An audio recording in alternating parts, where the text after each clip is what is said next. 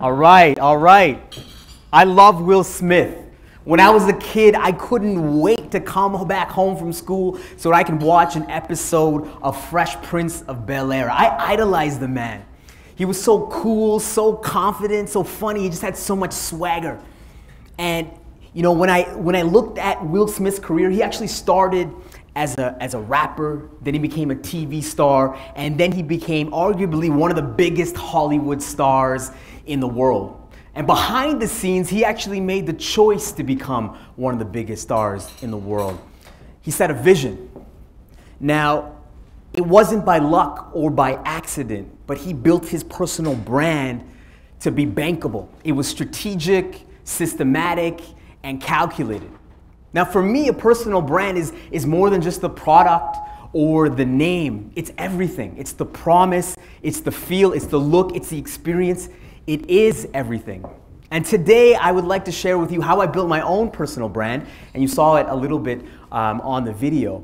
But I'd like to tell you about how I built my personal brand by laying bricks. And I know laying bricks may have some negative connotations as well, but I'd like to flip that concept with you today. And I'm nobody crazy. I work for a firm, and I've just been very cognizant of how I built my brand. And I also like to share some of the people that I admire and how they built their own personal brand, also by laying bricks. Now, I remember when I was a kid, my dad used to force my brother and I to draw maps, like during the summers, like during our breaks. Like one day we'd have to draw Eastern Europe, and the next day we'd have to draw Papua New Guinea, like random. This is what happens in Indian households. They get you to do random things, and we become phenomenal at doing the absolutely most useless things in the world, like drawing maps, or like we're really good at the spelling bee, or like long division. Like I am phenomenal at long division. Never gonna use it in my life, but fantastic at it. I know, ladies, you're wondering, you know, he's so good at long division. I am married, so I know you were thinking that. So anyways, my dad used to come back home from work, and he used to analyze these maps. And he wasn't particularly concerned about the aesthetics of the maps, but I noticed that he liked when, you know, the colors were vibrant and the maps were designed beautifully. And I actually liked to make him happy as well. And so I wanted to make them look beautiful. I wanted them to look creative. And I started figuring out what I was good at and what I liked. And that's where I laid my first brick. And I continued this in elementary and junior high school. I remember anytime I would have a project, I would make sure that it would look beautiful. And there was a pivotal moment. There was a pivotal moment in grade 4. And this is what happened. I had a homework assignment. It was like a science assignment. I went home and I worked on it for hours. And then I came back to class and I handed it in, and I wanted to see my teacher's reaction. So I gave it to my teacher, and she said, wow. And she gave me 100% right on the spot. And I remember going back to my desk and thinking to myself, what just happened? And I actually think she screwed up my life that day, because at that point, I learned the power of perception, and I still use the same context today. Now, I love Richard Branson. In university, I idolized Richard Branson. He built the Virgin Group into over 200 companies in over 30 different countries.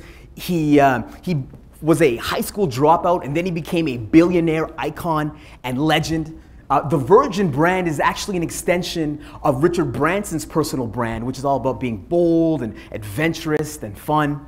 And what I like about Richard Branson is that he knew what he stood for. He knew what his values were, and he was able to start early. Now, when I started university, I was probably like a lot of you. I didn't know what I wanted to do. So in my first year of business, I like scrolled through the majors of the program schedule or whatever, and I saw that there was international business. That sounded really sexy, so I picked that one.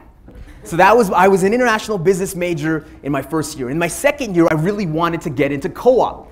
And I remember going to my interview, and the co-op director asked me what your major was. And I was like, well, it's international business, thinking I was so cool. And he looked me straight in the eyes and he said, you're going to be homeless. Well, actually, he didn't actually say that. He just said I wasn't going to get a job. And you know what? He was right. He was right. So I didn't know what to do, so I chose accounting as my major because it seemed hot at the time. And I I actually saw this job in Singapore in which they needed a finance intern. So I actually lied on my resume and said I was in finance, and I got a job in Singapore.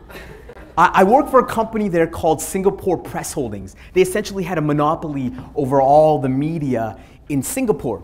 And my job was to research the future of newspapers. That was my job. And I did the exact same thing that I did in grade 4. I just made my deliverables look absolutely beautiful. My whole job was to predict the future of newspapers, so I was able to be creative and come up with really innovative ideas. And I love that. And so I laid another brick in Singapore because I was starting to figure out what I liked and what my strengths were. Now, I love Arlene Dickinson. Her story is crazy. At 30 years old, she was divorced, she had 4 kids, she had no job, no money, she was broke. She was spending all her time and effort so that her ex-husband could get a well-paying teaching job. And so for the survival of her children and for her own survival, she had to go to work. And she worked in sales, and she eventually worked for a company called Venture Communications. And then she eventually became the partner in the firm, and she led it to what it is today. And she's one of the most successful Canadian business people around. And her story is just so inspiring. Now, the other thing that I like about Arlene Dickinson is when she talks about personal brand, she talks about the importance of authenticity and honesty.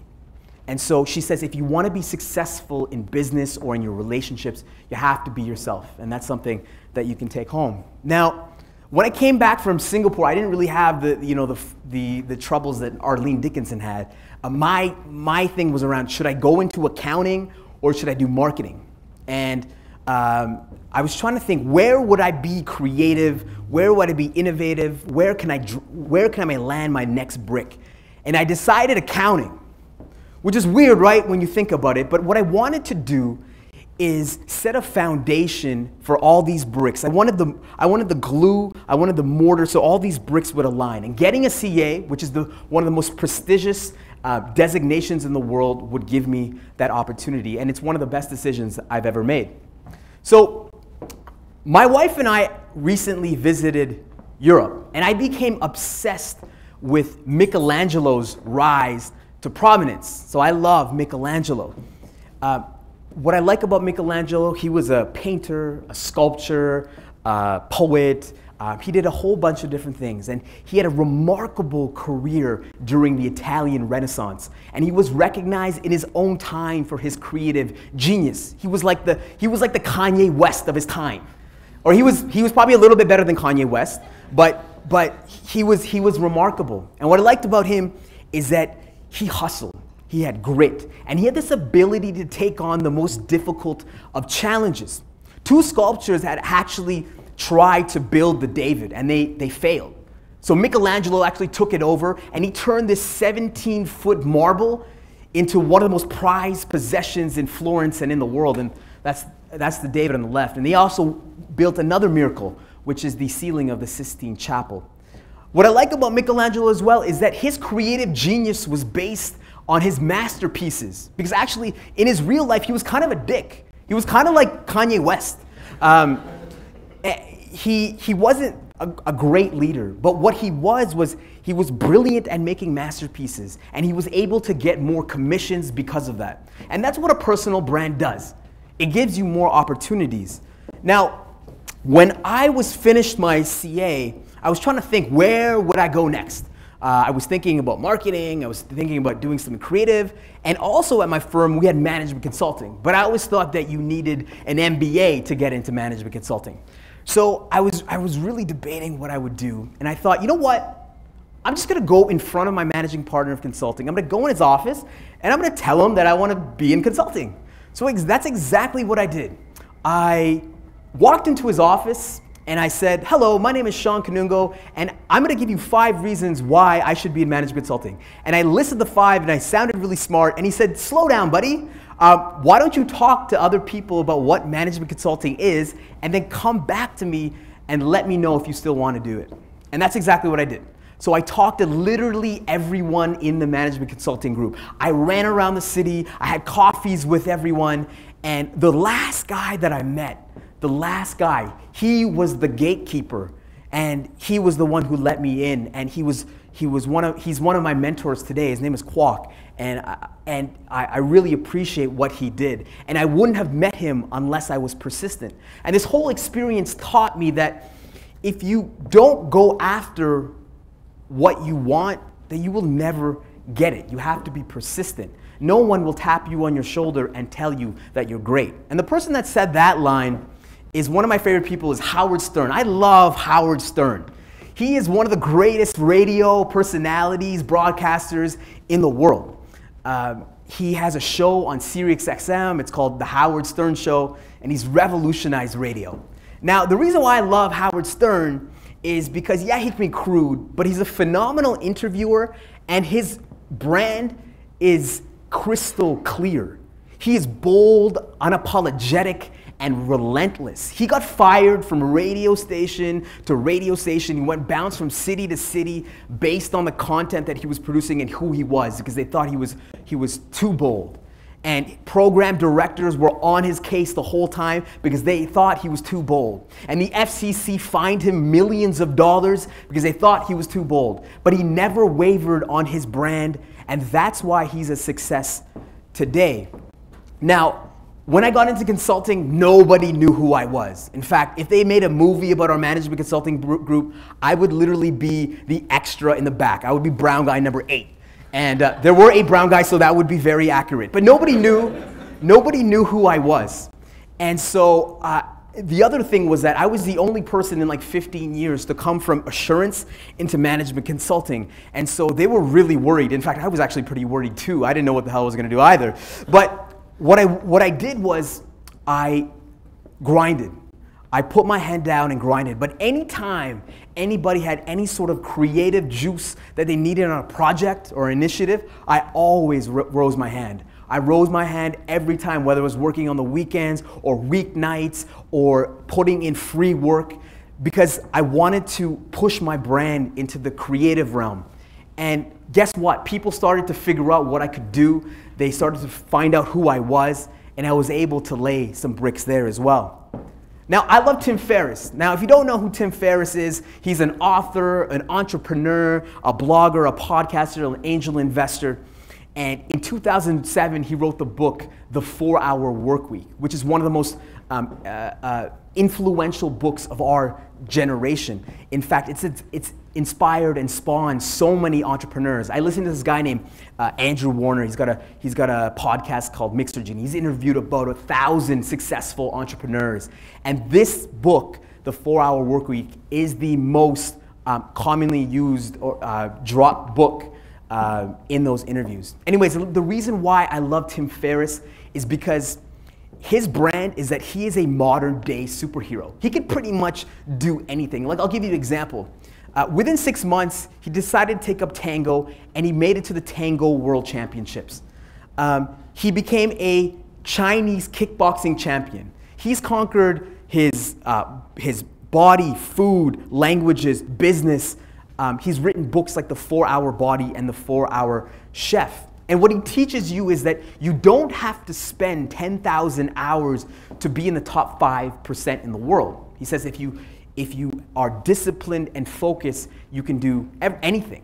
And I actually took his philosophies and teachings into what I do in management consulting, because consulting is really random. There's no other career other than entrepreneurship where you're thrown into different industries with different projects and different problems that clients have, working with different teams and working with different internal teams. It's really random.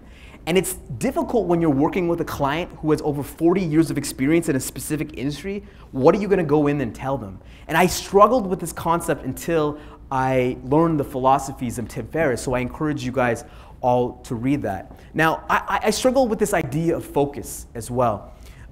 Some of the greatest people on the planet focused on one thing, and that's what made them great. Where you have guys like Tim Ferriss or Leonardo da Vinci, who are jacks of all trades and masters of all. So I don't know what the answer is, but in my opinion, if you're doing a whole bunch of things that align with your personal brand, then you're on the right path. Now, I'm gonna go back to this. So a personal brand goes beyond what you do at work. It's who you are as a human being. And I want to extend my creative boundaries beyond what I do at work. So my friends and I actually co-founded a creative film group known as Nelson Spooner Productions, and we produced a number of kind of short films.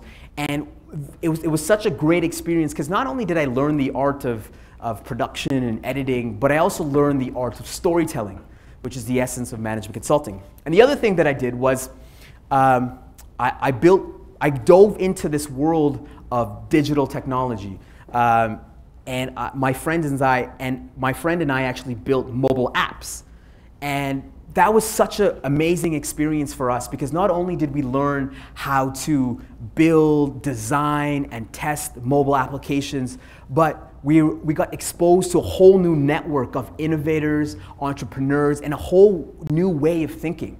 I'm obsessed with consumer behavior, user experience, and analytics.